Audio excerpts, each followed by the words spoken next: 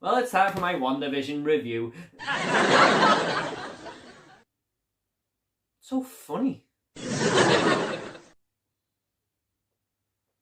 What's going on here?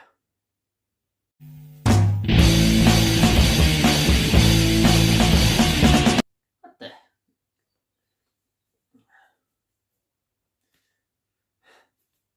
What is up, everyone? We're back again with another review, and this is going to be for the Disney Plus original TV series, WandaVision, and this is directed by Matt Shakman and stars Elisabeth Olsen and Paul Bettany. Now, I will do my very best to avoid spoilers here, but that is going to be such a tough task. I do apologise in advance if I give some minor ones away, but I will do my best to avoid them. So let's get into it. This tells the story of Wanda and Vision, who seem to be in their own little TV show there. However, things soon become much more apparent than they seem. Wow, this was something like I've never seen before. The ambition, the thought process, the creativity that has gone into this show was absolutely mind-blowing, and I didn't fancy this at all going by the trailers before that first episode aired, because I didn't know what the hell was going on here. I didn't have any idea what it was about, but I don't think anyone did, in all honesty.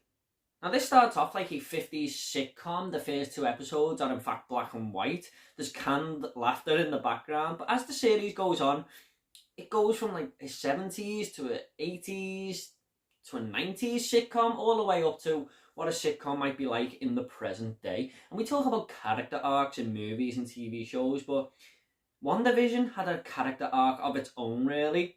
I mean, I remember watching this last episode and thinking where we was on the first episode. It was something totally different, and I loved these decade jumps. It was just good to see each episode have their own unique look and visual style. The cinematography was fantastic. I feel like this is a series that gets better as it goes on. We've heard that about a few TV shows in the past, haven't we? Lots of times. But I personally waited about 5 or 6 episodes in so I could start watching this, because if it was left on a bit of a cliffhanger, I could just jump into the next episode. I didn't have to wait a whole 7 days there.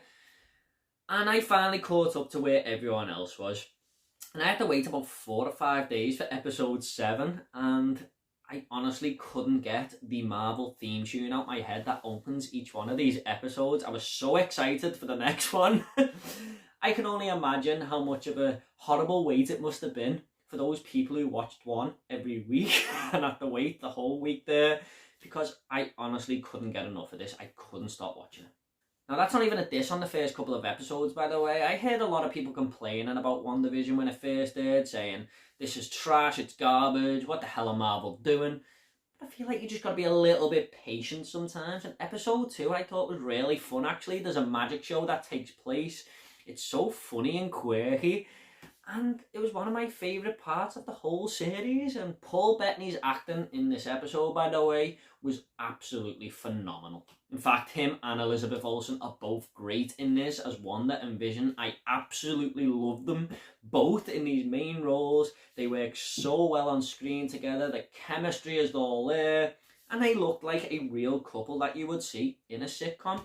Now, the script is already great story-wise, but they're also given some excellent dialogue to work with, and I feel that had to be really right to nail down this sitcom vibe that they were going for. I have no complaints about these two whatsoever. They were just fantastic. There's also some very welcome returning characters like Darcy Lewis and Jimmy Woo, and when these show up, the MCU starts to blend into this series really well. It finds the right dynamic of making it all intertwine and work wonderfully on screen together. And it felt like the MCU, but not like they've given us before, if that makes sense. I feel like this show is also a little more serious as well. I mean, it's more intended for adults, I feel, but keeping younger viewers in its grasp at the same time. Like I said, very different to what they give us before, but the tone worked really well for me. Now, this might be a spoiler for some people, and I do apologise if it is, but I can't do this review without mentioning it.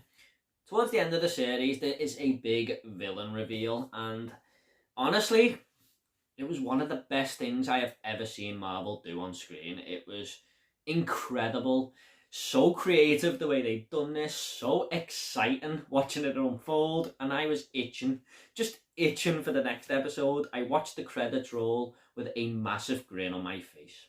And that does bring me on to something I didn't like at all about WandaVision, and that was the double credit scenes. Now, each one of these episodes ends with credits, obviously, like everything does, but that is the WandaVision credits because it's trying to be a TV show within a TV show, and then the real credits roll. And I just thought this was a little bit too self-indulgent. This show is really clever, but I just feel like they were overstepping the mark a little bit here. It didn't do anything for me. I just felt it was stupid. And some of these earlier episodes are 30 minutes long, or are they? More like 24 minutes, because that does take up a lot of the runtime. But it's at the end of the episode, so it's hard to care too much, and towards the end of the series, they do make up for it a little bit by adding mid-credit scenes or post-credit scenes in there, so it tries to redeem itself a little bit. Also, while I was very appreciative of what was going on screen, I don't think this had a very, very high fun factor compared to most Marvel movies that we see. Now, don't get me wrong, it's entertaining, it's fun enough, but this is very different, like I said. You're not going to be watching it going, wow, that's awesome, wow, look at all these action sequences. It's much more slower paced than your usual Marvel blockbusters, put it that way. So, maybe not for everyone, but that's a small minority. All in all, guys, I still had a great time with WandaVision. I'm still scratching my head now, thinking, how did Jack Schaefer even come up with this script? It's so well written, and one of the best concepts I've ever seen in a TV show. I'm just going to go ahead and rate this now. I'm going to give WandaVision an 8 out of 10. If you're a fan of the MCU, even just a little bit, definitely check this out. Okay guys, at the end of these reviews, I always like to leave a little fun fact. Now, a fun fact for WandaVision is this is now the most expensive TV show ever put to screen, with a budget of $25 million for each episode, beating the previous, The Pacific, which had a budget of $21.7 million for each episode. Fascinating stuff.